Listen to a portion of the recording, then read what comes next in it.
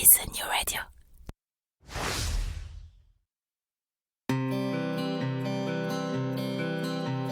Cela fait partie des choses qu'on n'explique pas. Bien que n'y ayant le plus souvent jamais mis le moindre pied, le Québec nous attire. Et peut-être que c'est votre cas. Peut-être même que, comme des milliers de Français chaque année, vous envisagez sérieusement d'aller y poser vos valises pour quelques mois, pour quelques années, pour toujours, qui sait. Mais si en avoir envie est la condition première pour réussir votre expatriation, c'est aussi, et de loin, la plus facile. Quelles études, quel travail, quelle région, quelles écoles, quelle durée, quid de la santé, quid de ma retraite, quels seront vos droits, mais aussi quels seront vos devoirs. Et au-dessus de toutes ces questions règne la question fil rouge de tout immigré au Québec. Comment obtenir le permis de séjour dont j'ai besoin? Et puis d'abord, lequel est-ce? Au fur et à mesure de votre projet, d'innombrables questions, des doutes, mais aussi des grandes joies et de belles espérances vont vous submerger. Alors, à l'image de ce que Christelle Colling et ses équipes font au quotidien au sein de l'organisme, ce podcast est justement là pour vous aider, pour vous guider, pour vous informer, parce qu'ensemble, on partage le même objectif, Objectif Québec.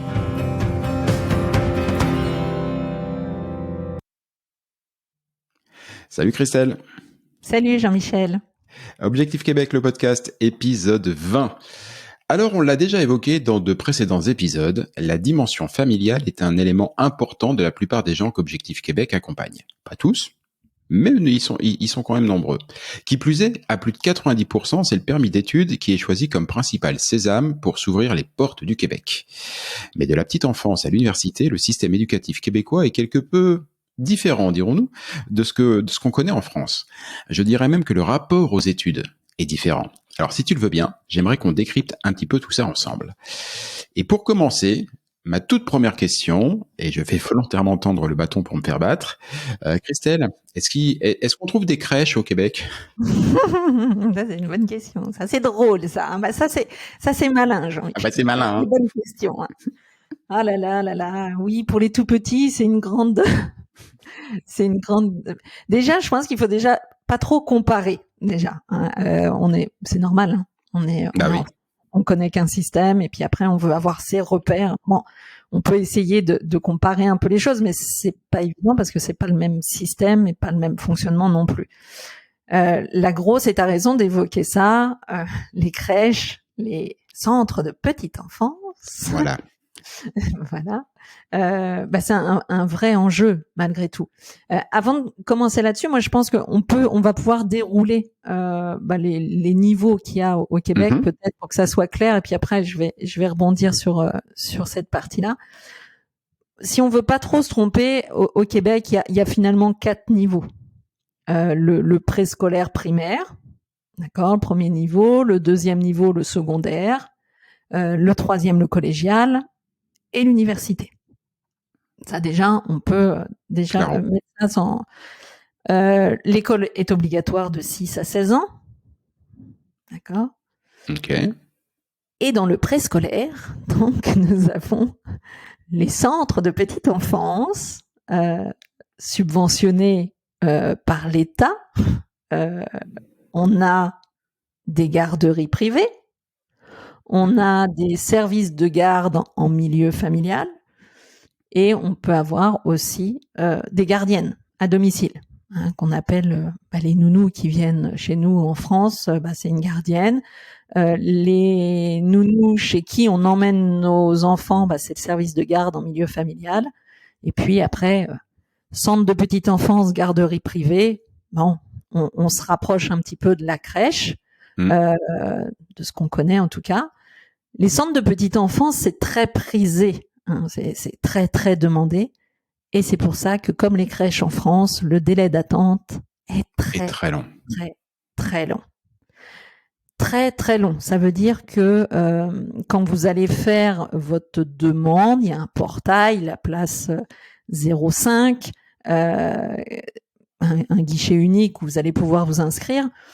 Les délais sont 1 an. Et des fois un peu plus. Alors des fois les Français quand ils connaissent ça, ils me disent waouh Christelle c'est très long, Mais je vous rappelle qu'en France pour avoir une place en crèche, c'est kiff. C'est très, très, très long. Donc, il n'y a pas tellement de différence de ce côté-là, sauf que oui, comme d'un seul coup, on sait qu'on arrive à une date et puis qu'on ne l'a pas su 2 ans avant, bah, le temps n'est pas le même, la temporalité n'est pas la même. On a, comme les crèches en France, un crédit d'impôt, c'est-à-dire que pour le Français qui va utiliser ces centres de petite enfance subventionnés, aura un crédit d'impôt l'année d'après, qui est calculé sur son revenu familial, mais qui sera crédité l'année d'après. Donc, il faut penser à cette première année qui va coûter cher. Alors oui, si elles sont subventionnées, vous allez avoir un crédit, mais la première année, il va falloir la payer. D'accord ? Mais elle sera quand même moins chère que si vous allez dans une garderie privée. La garderie privée va être très, très chère. Mais elles existent. Ça prouve qu'il y a des preneurs. D'accord ? Donc, ça, c'est vraiment le préscolaire. Ce qui peut englober chez nous tout ce qui est crèche et nounou. Alors juste je t'interromps une toute petite seconde parce que tu as eu la gentillesse, l'amitié de pas trop me reprendre au mot, mais les amis, quand vous arrivez ici, ne demandez pas où est la crèche. C'est pas le mot qu'on utilise. La crèche, éventuellement, vous allez pouvoir la trouver au pied du sapin, dans une église, dans un truc comme ça et tout.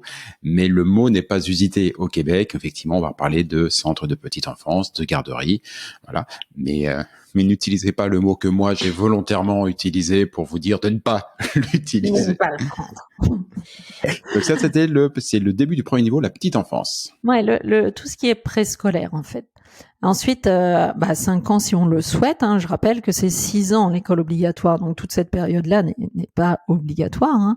À 5 ans, on peut avoir une année dite de maternelle, qui est un petit peu une transition, mais qui n'est pas obligatoire non plus.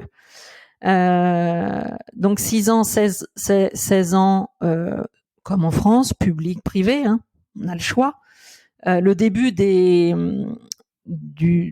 rentrées, généralement, ça se fait toujours fin août jusqu'à fin juin, ce qu'on connaissait un petit peu en France quand il y avait les semaines de 4 jours. Donc 5 jours d'école par semaine, généralement 8h, 8h30 le matin, 15h, 15h30. 2 mois de congé l'été, 2 semaines à Noël et 1 semaine au mois de mars. C'est tout. Alors, tous ceux qui ont 15 jours à la Toussaint, 15 jours en février, 15 jours à Pâques, plus tous les ponts, etc., c'est fini. C'est fini, il n'y a pas ça.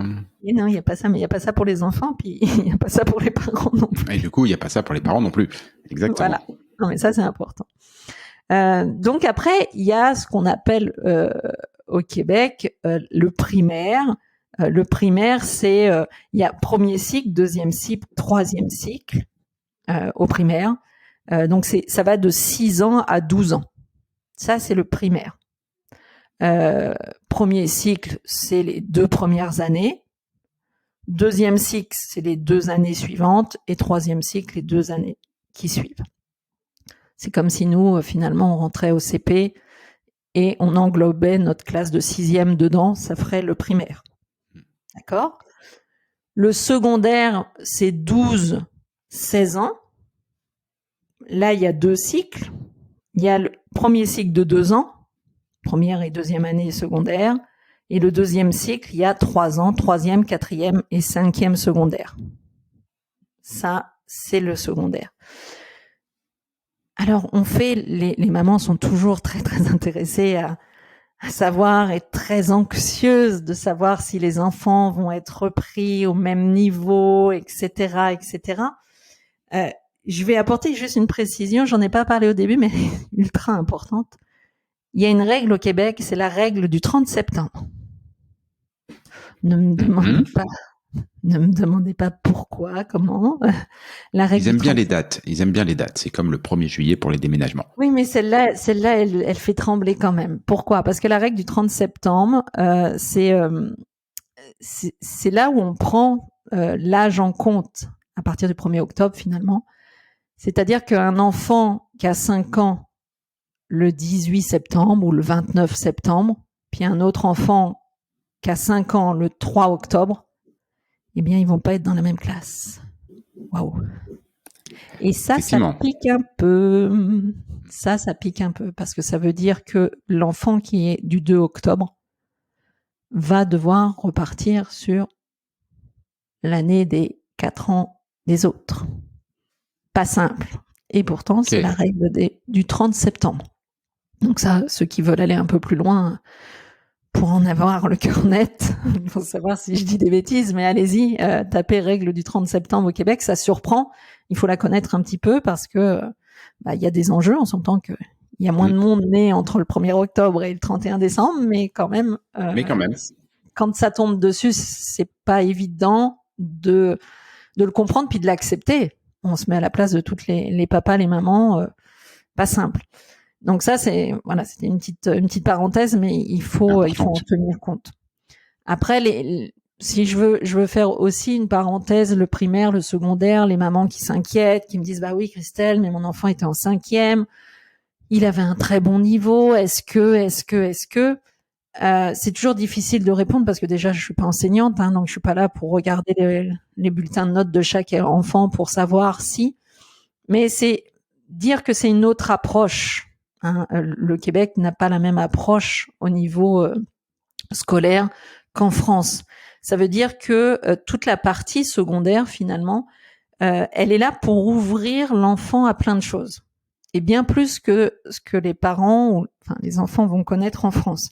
C'est-à-dire que oui, on va faire des maths, on va faire des sciences, mais on va faire aussi parler de santé, de bien-être, d'orientation, d'entrepreneuriat, d'environnement, de consommation, de médias, de vivre ensemble.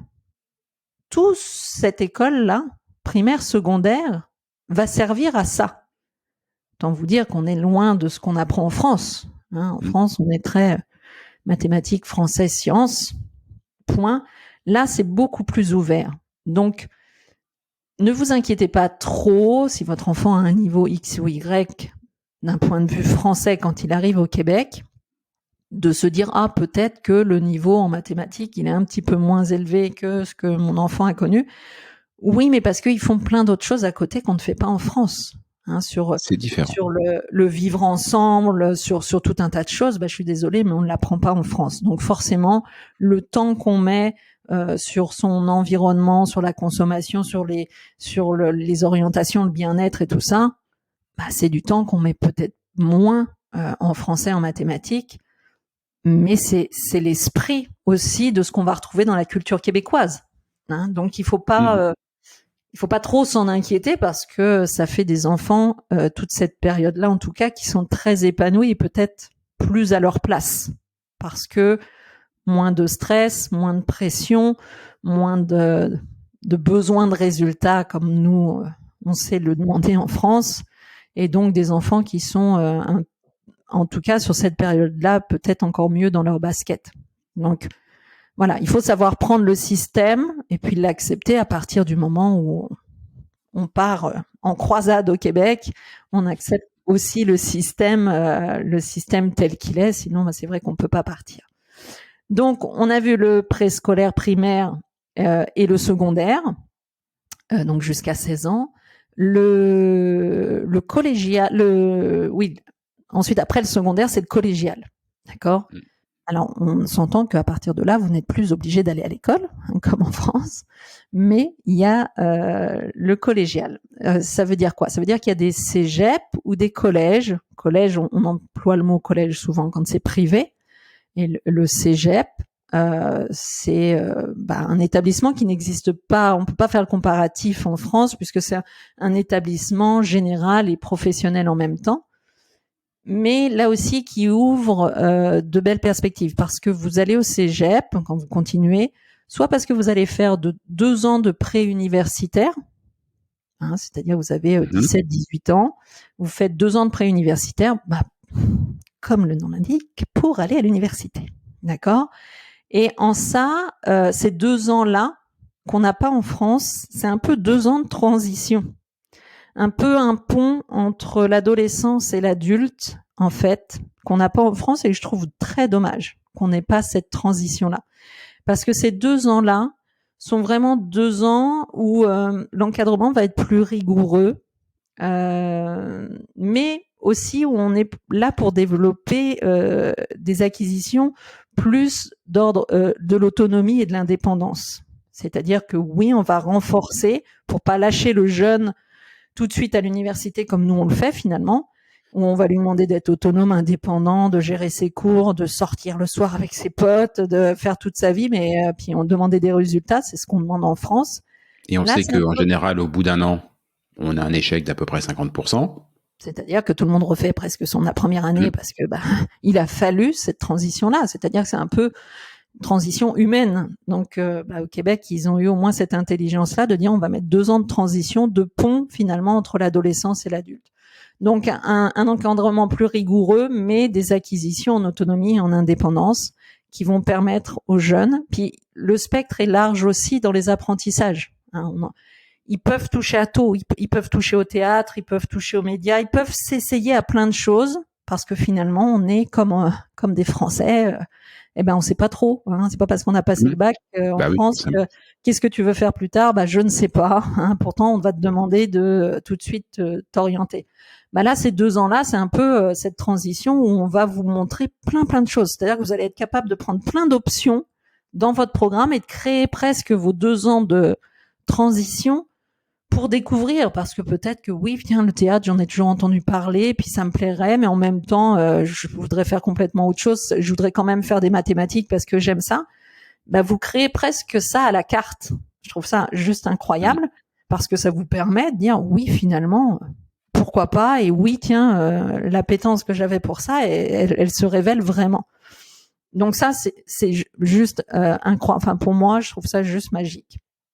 Dans ce cégep, dans ces collèges, on peut faire aussi 3 ans, c'est-à-dire qu'on se dit, oui, moi, j'ai pas forcément le cursus à aller à l'université après, donc je vais pas faire ça, mais je peux faire, au lieu de ces 2 ans de transition pour aller à l'université, je vais faire un DEC. 3 ans d'études collégiales ces 3 ans sont orientés vie professionnelle finalement. C'est-à-dire qu'on va vous préparer, oui, avec du français, des mathématiques, du sport, des choses un peu plus classiques, mais vous allez avoir une partie professionnelle où vous allez ensuite tout de suite pouvoir aller travailler avec un diplôme qui est très très bien reconnu et des taux de placement très très élevés aussi. Donc je trouve que ce choix-là, ce spectre-là, il est très très très bon en tout cas.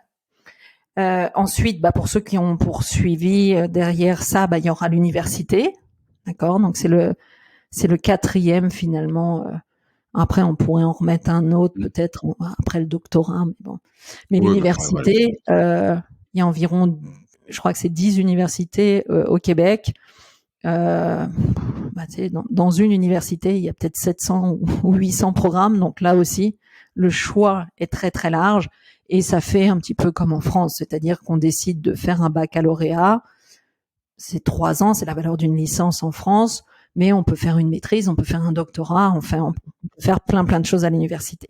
Donc ça, c'est les 4 niveaux. Arrête juste sur l'université, il me semble qu'il y a peut-être une différence qui est importante, parce que quand on parle d'université et qu'on ne connaît que le système français, on a la vision de ce que sont les universités en France, qui sont en général complétées à côté par des écoles privées, des écoles de commerce, des machins, des trucs, voilà et tout.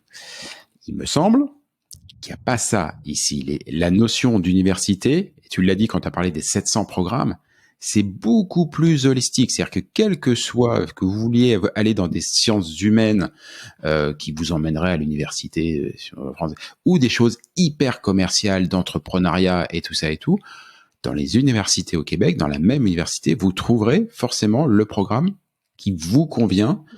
C'est les universités ont un statut, une dimension qui est vraiment beaucoup plus forte et beaucoup plus importante.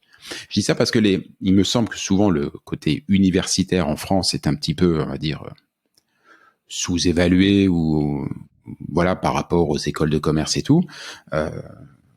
Pas de panique ici si vos enfants vont à l'université de Montréal ou à l'université de Québec à Trois-Rivières. On est sur du top quoi. Ouais, tu as raison de le préciser, c'est exactement ça. C'est-à-dire qu'il n'y a pas besoin, comme en France, il faut dire qu'on a fait une école de commerce pour dire que ou telle école, parce que si on dit qu'on a été qu'à la fac, c'est parce qu'on n'a pas été capable justement d'aller ailleurs.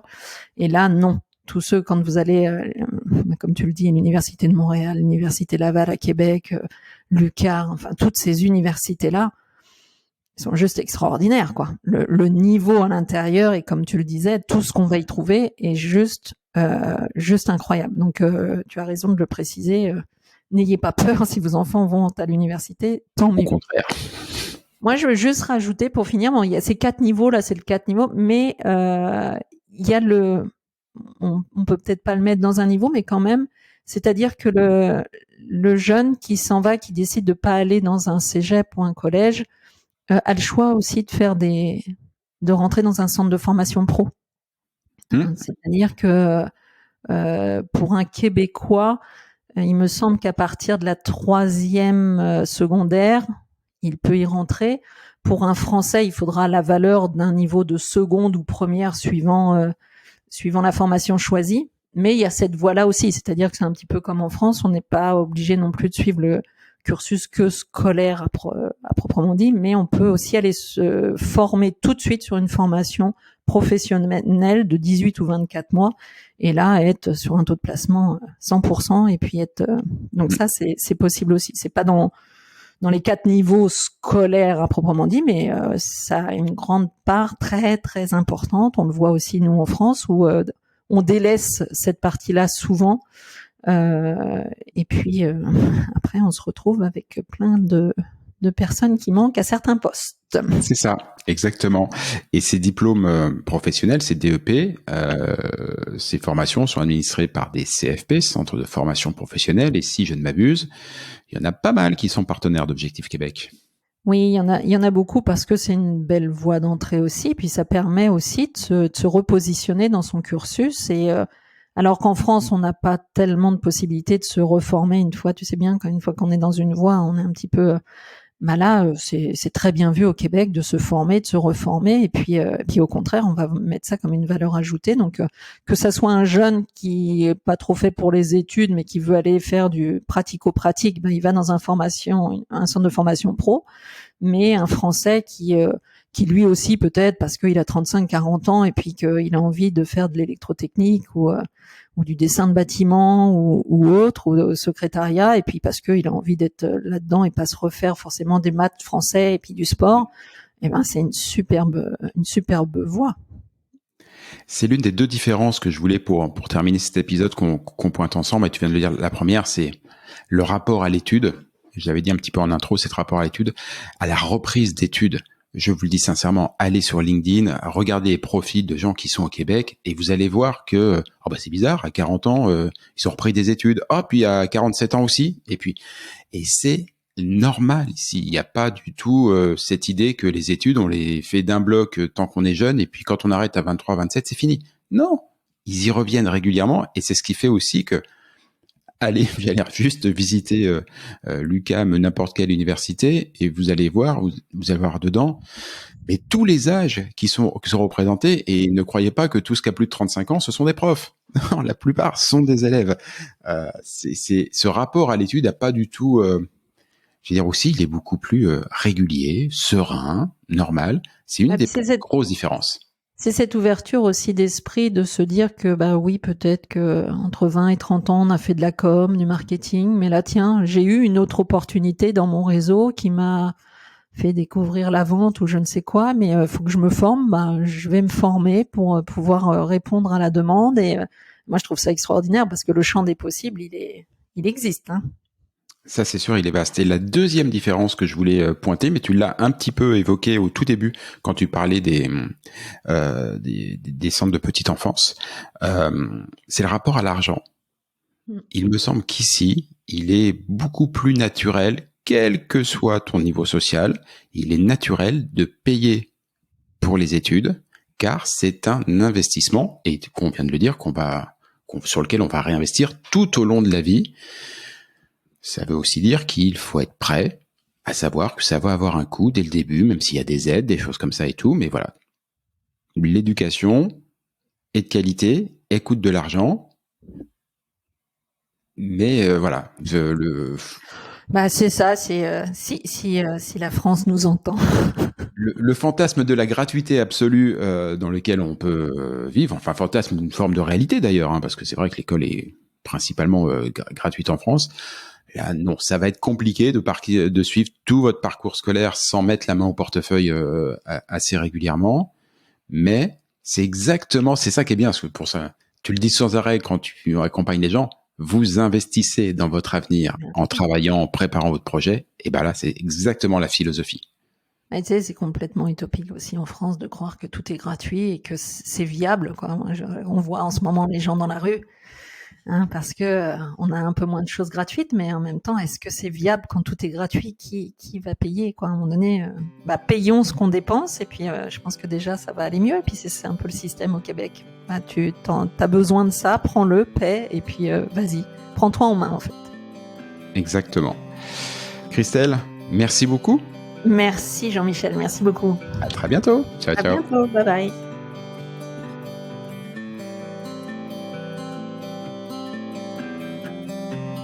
Objectif Québec, le podcast, c'est fini pour aujourd'hui.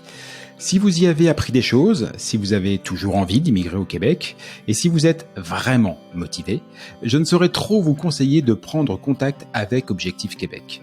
Avec leurs événements, leurs documents, leurs partenaires, Christelle et ses équipes vous faciliteront grandement la vie et, cerise sur la poutine, leur accompagnement est entièrement gratuit. Rendez-vous pour cela sur le site de objectifquebec.ca, objectif au singulier, Québec, tout ça en un seul mot.ca. Et sinon, pour en savoir plus et être certain de ne manquer aucun épisode, abonnez-vous à ce podcast, partagez-le entre amis et donnez-lui une bonne note, ça fait plaisir à Apple et Google, et puis nous, on va vous dire, on n'est pas fâchés. Rendez-vous sur un prochain épisode, et d'ici là, comme on dit au Québec, à tantôt!